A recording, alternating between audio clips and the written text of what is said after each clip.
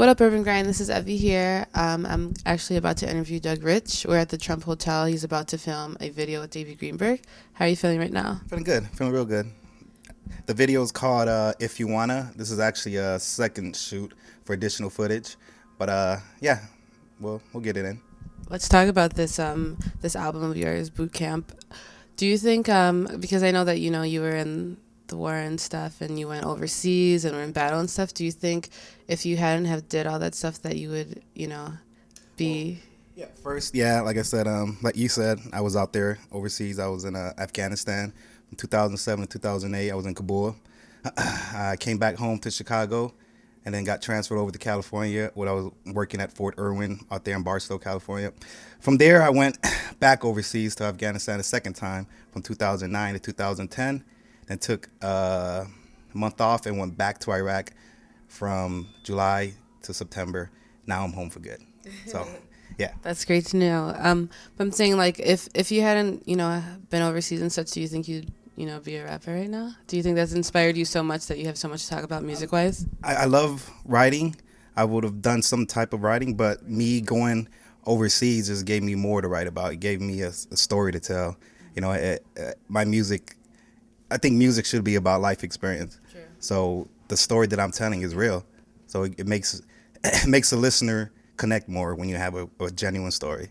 That's very much true, very much true. And then as far as the production of the album and stuff, like, do you want to speak on who you worked with, Absolutely. give any shout-outs to some people, for our viewers to get to know? Not even a shout out. It's love because we're all part of a team. I work with the guys over at the Bank Inc. over at North California here in Chicago.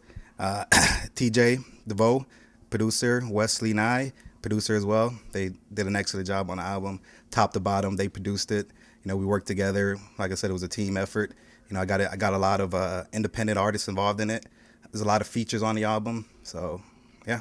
Oh, that's awesome. And then I know that you most likely have a lot of things coming up. Do you want to talk about any of that? Yeah, sure. Again, next month sometime, hopefully, we're going to be shooting a second single for Time. That's on the album. I got a show coming up at Fiesta Cantina. Shout out to Elizabeth Ortiz for hooking that up. After that, who knows? I'm just trying to take things one day at a time. So. Okay, so I wanted to ask more of a personal question. Seeing as you're an artist that, went overseas and, experienced stuff with the war, like, what's your most, craziest experience with that? Right, just so I can clarify my position out there, I was a civilian. I was a field engineer working with biometrics. So I was training the coalition forces and the U.S. and Iraqi and Afghan military as well. So I would say going out in convoys with them, it's kind of a different experience because, like I said, I wore the uniform as well. But when you're a civilian out there, you're a target, and these guys are in uniform and they're carrying a package. They have to protect this target.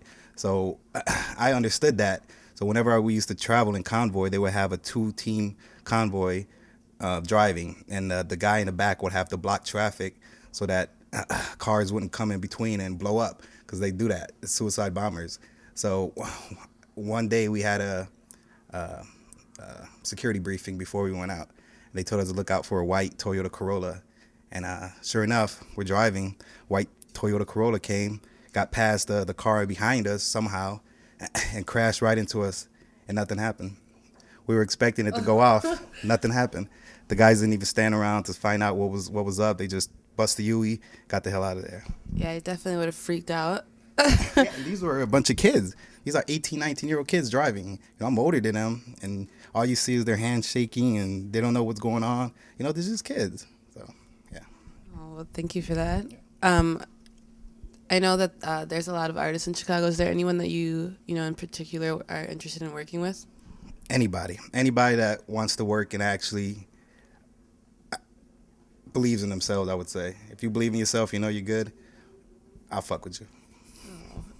And then I would like you to state, like, your website, your Twitter and stuff, because for the viewers, like, if they're interested in checking out your music, following you, such, everything. If you go to www.dougricmusic.com, everything's there. Links to my Twitter, Facebook, MySpace, everything. I'm also at www.monoblockrecords.com. everything's there as well. Links to my personal website, links to the bank website where we produce the album, links to Mono Block Record itself. So everything's centralized. So it's easy to find me. Marvelous. And then my last question is, where do you see yourself in 6 months? Like, what goals do you have to achieve that you're working towards so that in 6 months you're where you at, like where you want to be? Like I said, I try to take it a day at a time. You know, you never know what's going to happen tomorrow. True. I live life to the fullest each day. But I envision boot camp to be doing very well in 6 months. Very well.